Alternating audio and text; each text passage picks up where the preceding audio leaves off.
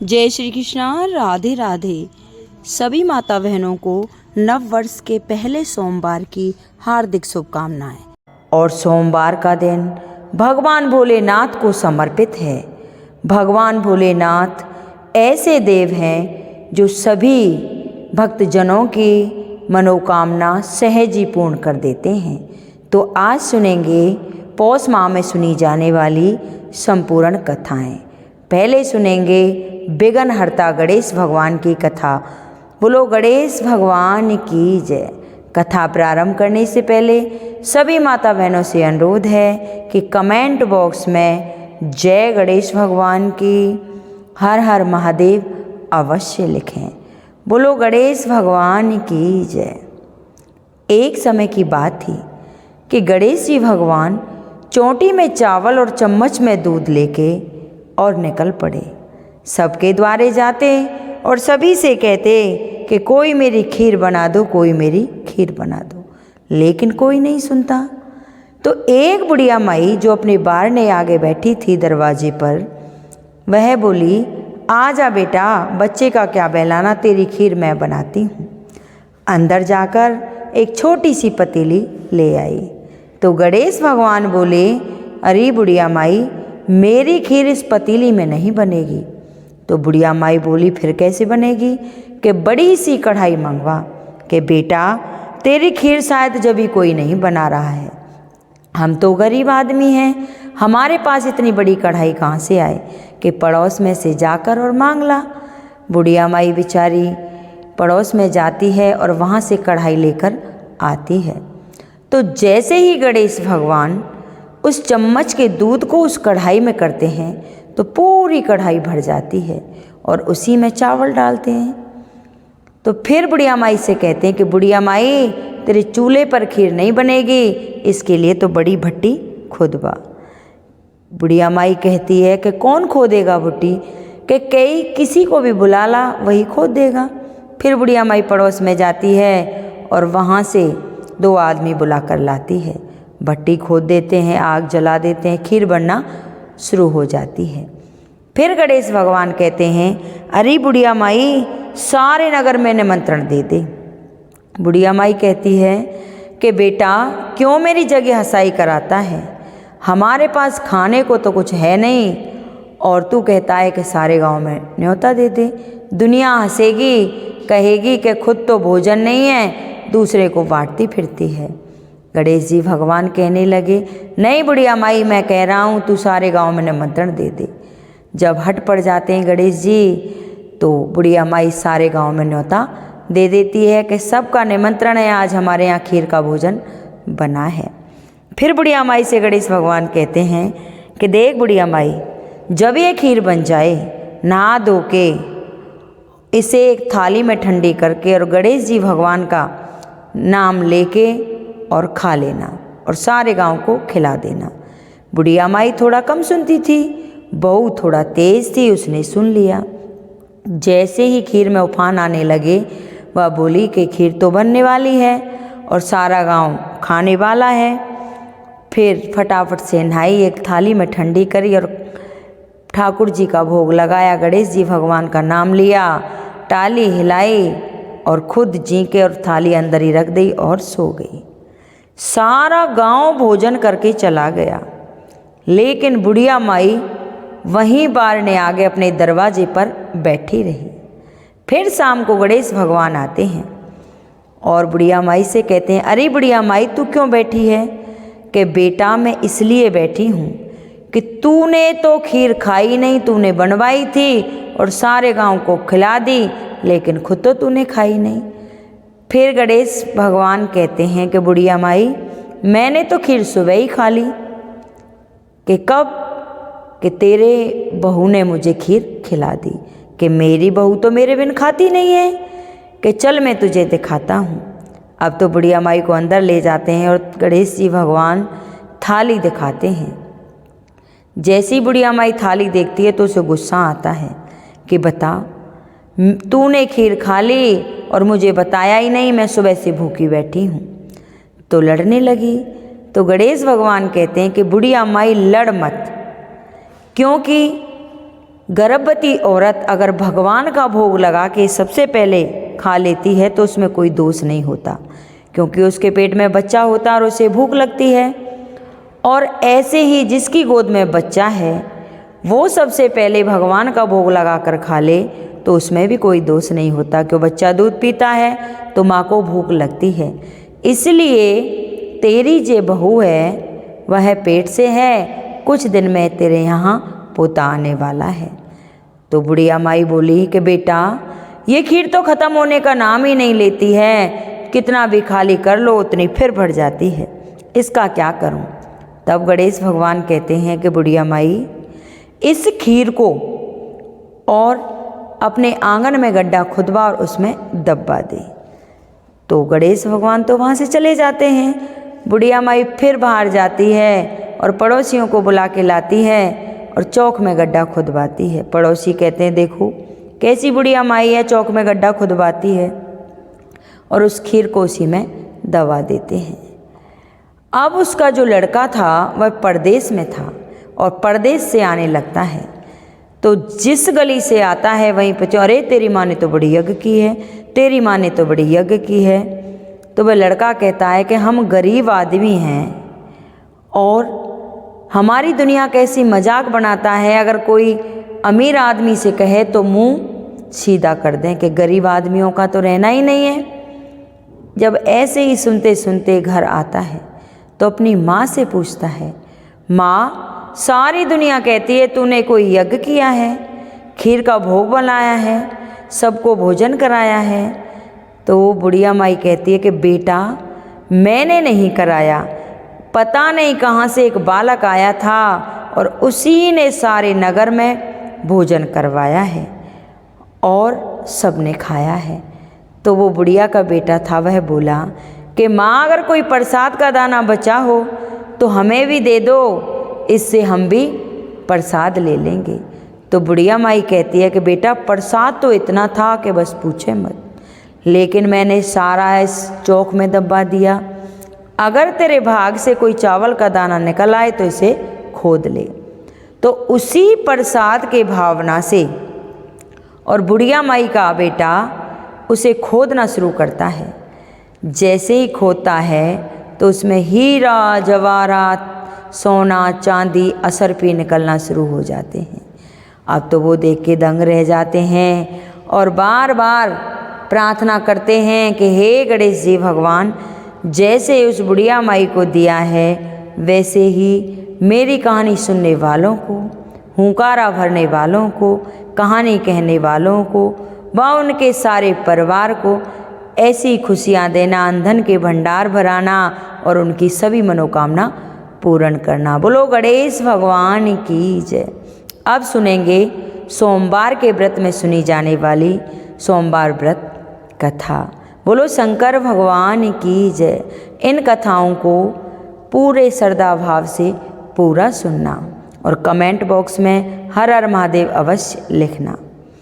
तो एक साहूकार था। साहूकार के पास धन आदि की कोई कमी नहीं थी, लेकिन उसके पास पुत्र नहीं था। पुत्र की कामना से वह प्रतिदिन शंकर भगवान की पूजा किया करता था, सुबह शाम दोनों टाइम। ऐसे ही उसे बहुत समय बीत गया सेवा करते करते। एक दिन महादेव पार्वती जी चौपड़ खेल रहे थे, तो पार्वती जी हट पड़ जाती हैं कि शंकर भगवान ये आपका कितना अच्छा भक्त है और आपकी कितनी तन मन धन से सेवा करता है, इसे जो चाहिए आप क्यों नहीं देते हो। तो शंकर भगवान कहने लगे कि देखो पार्वती, यह संसार सागर है। जैसा किसान खेत में बीज बोता है वह वैसी ही फसल काटता है। यह पुत्र के कामना से मेरी आराधना करता है, लेकिन इसके भाग में पुत्र है ही नहीं, तो मैं दे कहाँ से दूँ। तो पार्वती माँ हट पड़ जाती हैं कि नहीं भगवान, आप तो अंतर्यामी हैं। अगर आप भक्तों की पुकार नहीं सुनेंगे तो आपकी पूजा आराधना कोई नहीं करेगा। इसके भाग में पुत्र नहीं है, फिर भी आप इसे पुत्र दो। कहते हैं औरत के सामने तो भगवान स्वयं हार जाते हैं। तो भगवान कहने लगे कि देखो पार्वती, मैं इसे पुत्र तो दे दूँगा, लेकिन उसकी आयु सिर्फ 16 साल होगी। 16 साल के बाद वह काल प्राप्त हो जाएगा। पार्वती माँ कहती हैं कि ठीक है। तो ये सारी बातें, और वो साहूकार नीचे बैठा हुआ सुन रहा था। साहूकार को ना कोई खुशी होती है ना कोई गम होता है, वह अपनी पूजा आराधना में ऐसा ही लगा रहता है। कुछ समय बीतते हैं, उसकी पत्नी गर्भवती होती है और 9वें मास उसके यहाँ अति सुंदर पुत्र पैदा होता है। पुत्र को लेकर घर में बहुत सारे उत्सव मनाए जाते हैं, लेकिन सेठ को, साहूकार को ना तो कोई खुशी थी ना कोई गम था। वह तो अपनी ऐसी क्रिया में लगा रहा। धीरे धीरे समय व्यतीत होता है। बच्चा 15 साल का हो जाता है। उसकी माँ कहती है कि हम अपने बेटे की शादी करेंगे। तो जो साहूकार था वह कहता है कि अभी हम बेटे की शादी नहीं करेंगे, इसे काशी जी पढ़ने भेजेंगे। जब ये काशी जी पढ़कर आ जाएगा तब इसकी शादी करेंगे, तुम अपने भाई को बुला लो। तो लड़के के मामा को और साहूकार के साले को बुलाया जाता है। उसे बहुत सारा धन देता है साहूकार और कहता है कि देखो, जहाँ भी कहीं रुको वहीं दान पुण्य धर्म यज्ञ होम कुंवारी कन्याओं का ब्याह कुआं बावरी तालाब खुदवाते हुए जाना और उसे ले जाओ काशी जी पढ़वा लाओ। ये बात साहूकार अपने साले को भी नहीं बताता है। उसका मामा भांजा दोनों चल देते हैं। चलते चलते एक नगर में पहुंचते हैं। उस नगर के राजा की लड़की की शादी थी और शादी में जो वर आया था वह एक आंख से काना था। और उस जगह वो बारात रुकी थी, वहीं वो मामा भांजे रुके हुए थे। तो वर पक्ष के लोग सोचने लगे कि कहीं ऐसा ना हो राजा को इस बात का पता चल जाए कि दूल्हा एक आंख से काना है, तो कहीं बारात वापस ना चली जाए। फिर उसको साहूकार के लड़के को देखते हैं। तो जो वर का मामा होता है वो साहूकार के लड़के के मामा के पास आता है और कहता है कि भाई, हमारा जो लड़का है एक आंख से काना है और तुम्हारा लड़का बहुत ही सुंदर है। अगर खेत बारोटी का कार्य इस लड़के से करा लिया जाए तो कैसा रहेगा? हम इसके बदले आपको बहुत सारा धन देंगे। अब मामा के मन में धन का लोभ आ जाता है। वो कहता है कोई बात नहीं, ठीक है, करा दो। खेत बारोटी सब कुछ कार्य हो जाता है। फिर जो वर का मामा था कहता है कि खेत बारोटी का काम तो हो गया, क्यों ना फेरे आदि का कार्य भी इसी से करा लिया जाए, तो हम बहू को विदा करके ले जाएंगे।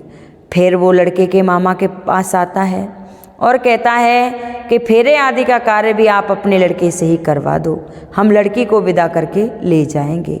फेरे आदि सारी क्रिया हो जाती हैं और दोनों मत्था टेकने के लिए दौड़ी पड़ जाते हैं।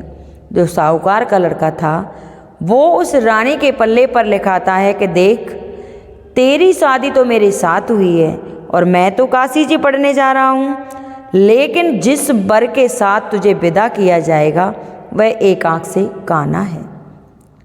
जैसे ही बारात विदा होने का टाइम होता है, लड़की को विदाई होती है, कि वो मामा भांजे तो दोनों चले जाते हैं। लड़की की विदाई का समय आता है, डोली तैयार हो जाती है। जैसे ही वो रोती है तो वो अपने चुनरी से मुंह को पोंछती है और चुनरी के पल्ले पर लिखा देखती है कि मेरी शादी तो इसके साथ हुई नहीं है।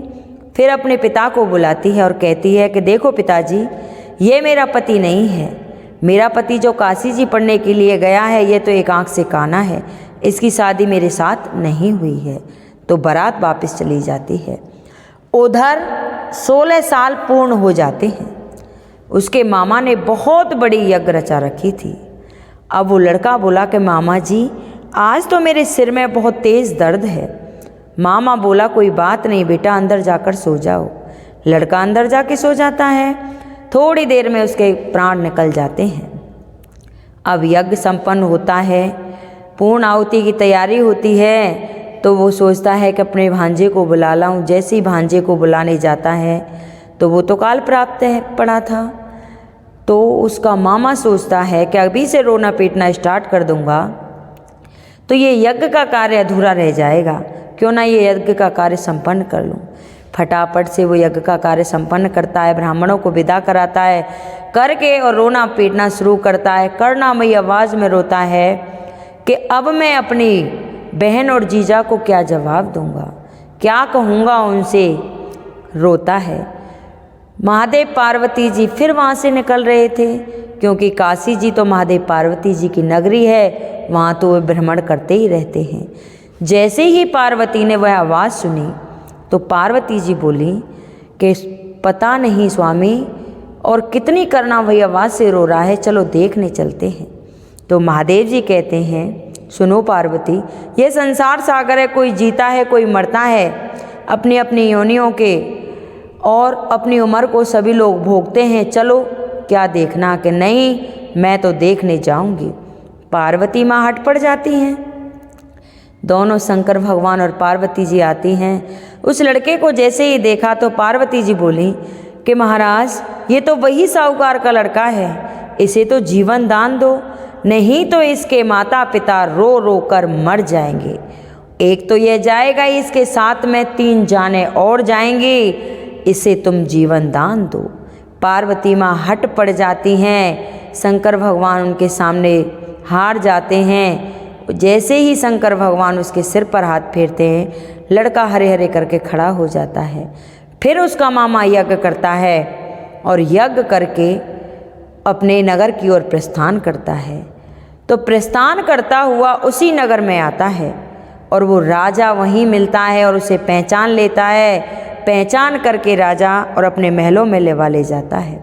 महलों में जाकर क्या होता है कि रानी जो थी लड़की का हाथ उसके हाथ में दे देता है। 2-3 दिन वहाँ रहते हैं। फिर उसका मामा बोलता है कि हम अपने घर जाएं, बहन जीजा हमारा इंतज़ार कर रहे होंगे। तो राजा अपनी लड़की को विदा कराता है। दास दासियाँ, घोड़े, रथ, आभूषण सब चीज़ देता है और विदा करा देता है। विदा करके जैसे ही वो गांव के नज़दीक पहुंचते हैं तो उसका मामा कहता है कि मैं पहले घर जाता हूं और आपकी माँ को खबर कर देता हूं कि बेटा बहू दोनों आ रहे हैं, उनके स्वागत की तैयारी करेंगे।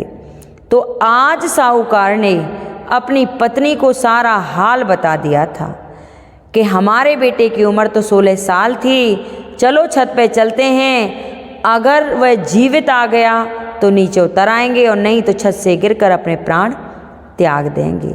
इतने में ही मामा पहुंच जाता है और कहता है कि आप ऊपर क्यों बैठे हो, नीचे उतरो और आपके बेटा बहू आ रहे हैं। तो जो साहूकार था वो कहता है कि कहाँ हमारा बेटा, कहाँ बहू, हमारा बेटा बहू नहीं है। कि मामा कहता है कि मैं शपथ खा के कहता हूँ कि आपके बेटे बहू आ रहे हैं।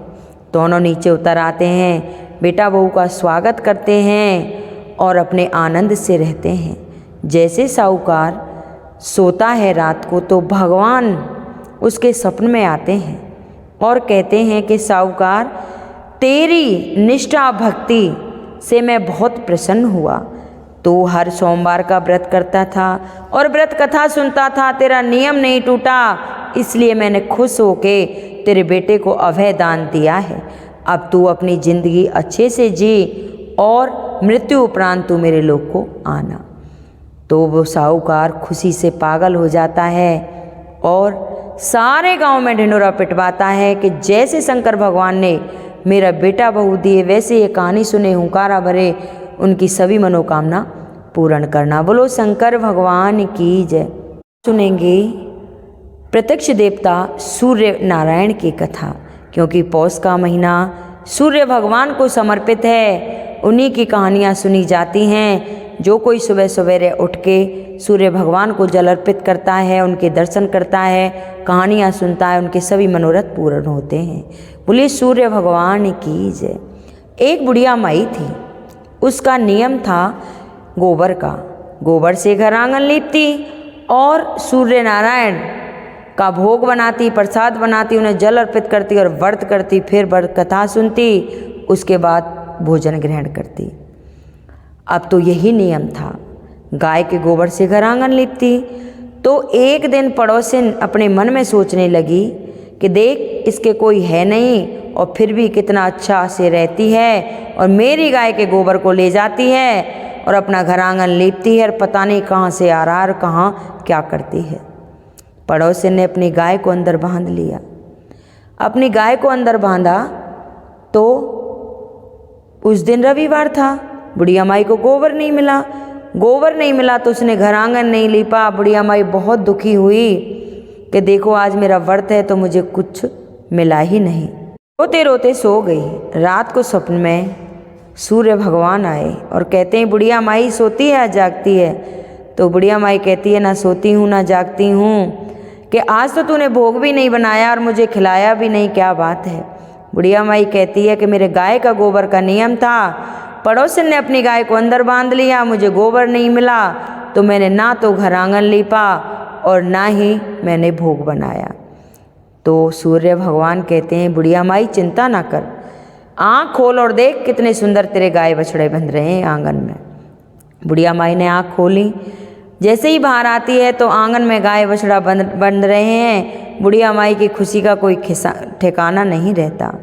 दौड़ी दौड़ी गाय के लिए चारा लेने जाती है। उधर वो पड़ोसन देखती है कि इसके तो गाय बछड़ा आ गए। तो जैसे ही देखती है गाय सोने का गोबर करती है। पड़ोसन दौड़ के अपने घर जाती है, अपना गाय का गोबर वहाँ रख जाती है और सोने का गोबर उठा ले जाती है। बुढ़िया माई ने घर आंगन लीपा और सूर्य नारायण का व्रत रखा, भोग बनाया, फिर प्रसाद ग्रहण किया। ऐसे ऐसे समय व्यतीत होता रहा। तो एक दिन सूर्य भगवान मन में विचार करने लगे कि देखो मैंने इसको गाय दी और इसे तो पता ही नहीं कि ये सोने का गोबर करती है, पड़ोसन रोज ले जाती है। मुझे ही कुछ करना पड़ेगा, इसे पता चले कि इसकी गाय सोने का गोबर करती है। तो सूर्य भगवान ने बहुत तेज आंधी तूफान चला दिए। चारों ओर अंधकार होने लगा। तो बुढ़िया माई मन में सोचने लगी कि मेरी गाय को ठंड लग जाएगी, इसलिए मैं इसे अंदर बांध लेती हूँ। बुढ़िया माई ने अपने गाय को अंदर बांध लिया। जैसे ही अंदर बांधा तो गाय ने सोने का गोबर किया। सोने का गोबर किया तो बुढ़िया माई मन में सोचने लगी कि बता, मुझे तो पता ही नहीं कि मेरी गाय सोने का गोबर करती है, ना मैं इसे अंदर बांधती ना मुझे पता चलता। तो बुढ़िया माई रोज अपनी गाय को अंदर ही बांधे, पड़ोसन को सोने का गोबर ना मिले। पड़ोसन बोली कि आज मैं इसको बता के रहूँगी, इसे तो रोज सोने का गोबर रख रख के तो बोरी हो जाएगी, करोड़पति बन जाएगी। जलन की खातिर और वह राजा के पास जाती है और वहाँ कहती है कि देखो राजा साहब, इसी गांव में एक बुढ़िया माई है और वो गाय का गोबर, गाय है उसके पास और वो गोबर सोने का करती है। उस बुढ़िया माई को सोने की क्या ज़रूरत, आप तो सारे को चलाते हो, आप तो इस गांव के राजा हो, आप उस गाय को मंगा लो। अब तो पड़ोसन की बात सुनकर और राजा अपने सिपाहियों को भेजता है कि जाओ गाय को ले आओ। सिपाही आते हैं राजा को और गाय को खोलने लगते हैं। बुढ़िया माई रोती है, चिल्लाती है कि भाई मेरी गाय को मत ले जाओ, लेकिन वो सिपाही उसकी बिल्कुल नहीं सुनते और गाय को खोल के ले जाते हैं। अब ले जाते हैं, बुढ़िया माई रोती रहती है। उधर राजा मखमल के गद्दे बिछवाता है और के सोने का गोबर करेगी गाय और अच्छा सा कमरा सजवाता है और गाय को उधर बंधवा देता है। बुढ़िया माई सारी रात रोती है, रोती रोती सो जाती है। उधर उसके स्वप्न में सूर्य भगवान आते हैं और कहते हैं तो उस बुढ़िया माई की गाय को वापस कर देना, नहीं तो तेरा राजपाट सब कुछ नष्ट कर दूंगा। तो स्वप्न को सुनकर राजा को सारी रात नींद नहीं आई। सुबह उठा और उसने देखा कि उसके तो सोने का गोबर नहीं, बदबूदार गोबर किया है।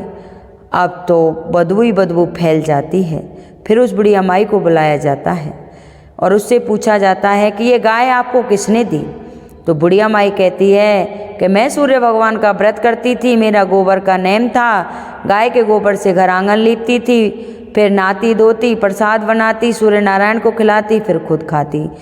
तो एक दिन मुझे गोबर नहीं मिला तो सूर्य नारायण भगवान ने मुझे गाय बछड़ा दिए हैं।